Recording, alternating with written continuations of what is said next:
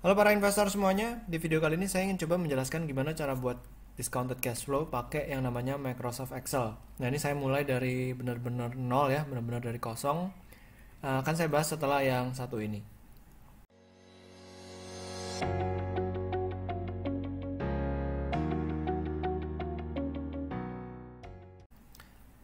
Oke, jadi ada beberapa poin yang mesti kita isi ya. Ada beberapa poin. Jadi ada free cash flow. Ini beberapa input lah yang mesti kita masukkan untuk bisa membuat yang namanya discounted cash flow ya. Ada free cash flow, ada growth rate, ada long term growth rate, ada juga yang namanya discount rate. Nah ini udah basic banget lah. Jadi discounted cash flow yang akan saya ajarkan di video kali ini adalah yang benar-benar versi basicnya. Ya kalau misalnya kalian mau versi advance, nanti mungkin di video lainnya kalau memang kalian tertarik akan saya bahas. Nah ini tinggal dimasukkan tahunnya, misalnya tahun ini 2020, terus tahun depan 2021. Kita coba forecast sampai 3 tahun ke depan. Lalu ada namanya terminal year-nya, ya terminal year-nya tahun 2024. Nah ini saya nggak pakai angka real dari laporan keuangan, tapi cuman sekedar simulasi aja ya. Misalnya tahun 2020 free cash flow dari perusahaan ini angkanya 100, ya angkanya 100. Terus growth rate-nya, misalnya kita anggap 3 tahun ke depan ini dia bisa bertumbuh 15%, 10%, lalu tumbuh 8%. Nah di tahun 2024 ya itu ada namanya long term growth rate. Jadi setelah dia bertumbuh 3 tahun berturut-turut lumayan tinggi 15, 10 dan 8%. Nah, di tahun seterusnya 2024 dan seterusnya itu kita anggap perusahaannya ini bisa bertumbuh sebesar 3% ya per tahunnya. 3% per tahunnya.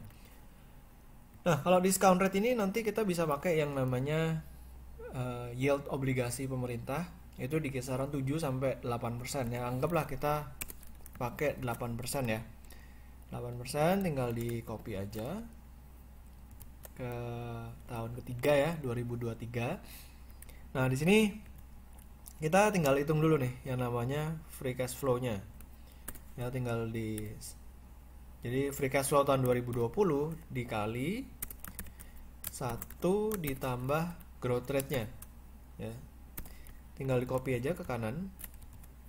Nanti dapat angkanya seperti ini. Nah, untuk 2024 ini kan pakai long term growth rate ya, bukan growth rate yang di bawah. Makanya rumusnya agak sedikit berbeda tapi sama. Dikali 1 ditambah growth rate-nya yang bawah ya, bukan yang kolom, bukan yang baris 3 ya. Nah, kalau udah kayak gini dirapikan aja.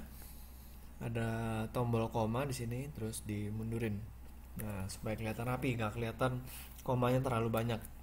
Nah, ini saya coba kasih warna kuning ya di sini dan juga di sini. Lalu di sini discount rate-nya juga saya kasih warna kuning. Nah, ini maksudnya kalau mau ganti-ganti ke depannya yang bisa diganti adalah yang warna kuning. Kalau yang ini jangan diganti, soalnya ini udah rumus. Oke. Nah, dari sini kita berikutnya mesti mencari yang namanya present value ya, present value. Present value. Jadi ini kan angka-angka free cash flow di tahun 2021 sampai 2023 dan itu kan belum terjadi ya atau masih ekspektasi. Nah, berapa nilai 115 ini di tahun 2020 itu mesti dicari yang namanya present value-nya. Nah, kalau yang 2021 sampai 2023 ini namanya future value ya, future value. Nah, rumusnya gampang aja. Free cash flow di tahun 2021 dibagi dengan 1 ditambah discount rate ya, kurung tutup dipangkat misalnya 1 gitu. Nah, di sini saya masukin 1 2 3. Oke, tinggal di copy aja di sini. Kenapa di pangkat 1? Itu saya ingin menjelaskan. Jadi ini kan 1 tahun ke depan. Ya, sekarang kan tahun 2020. Jadi nilai dari 2021 ini kita mesti mundurkan sebesar 1. Untuk tahun 2022 kita mesti pangkat 2 ya. F7 ini pangkat 2. karena udah jalan 2 tahun dari 2020 ke 2022 ya. Tinggal diikutin aja rumusnya, jadi nggak usah terlalu bingung sebenarnya. Setelah itu kita mesti nyari yang namanya terminal value. Terminal value. Gimana cara carinya? Rumusnya adalah begini. Yang free cash flow di tahun 2024 atau free cash flow buat yang jangka panjang itu dibagi dengan discount rate dikurangi dengan long term growth rate. Ya, jadi 141 dibagi 8% dikurang 3%. Oke, dapat yang namanya terminal value-nya. Nah, dari sini terminal value-nya juga kita mesti present value kan. Ya. Kita present value kan. Jadi angka terminal value-nya ini kita bagi dengan 1 ditambah 8% pangkat 3 ya, pangkat 3. Karena ini kan tahun 2024 dan kita kan udah bagi dengan discount rate dikurangin dengan long term growth rate. Nah, itu sebenarnya udah mundur ke tahun 2023. Habis itu kita mesti present value kan berarti dengan menggunakan pangkat 3 ya, si terminal value-nya ini, untuk mencari berapa sih nilainya sebenarnya di tahun 2020 ini. Nah, kalau misalnya kita udah dapat semua present value-nya ini ya, semua present value-nya ini, kita tinggal menjumlahkan semua angka present value-nya tadi ya. Jadi sama dengan sum ya, sum terus kurung buka, tinggal di blok aja nih semua nih yang present value-nya ya. Present value-nya di blok semua, kurung tutup. Nanti dapat hasilnya 2558. Nah, berarti boleh dikatakan, ini saya rapikan sedikit, boleh dikatakan saham ini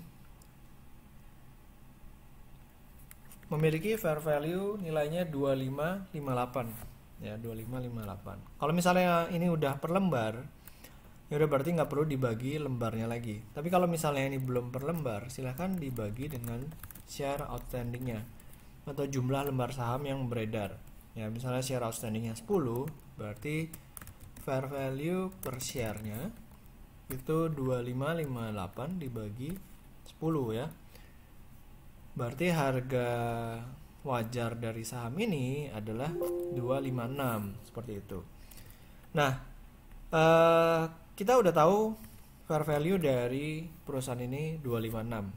Nah, kita pengen tahu gimana cari harga belinya berapa sih sebenarnya. Harga belinya kita mesti apply yang namanya margin of safety ya, atau kita singkat MOS. Misalnya MOS-nya 40%. Nah, berarti harga belinya adalah si fair value per share ini dikali 1 dikurangin dengan margin of safety.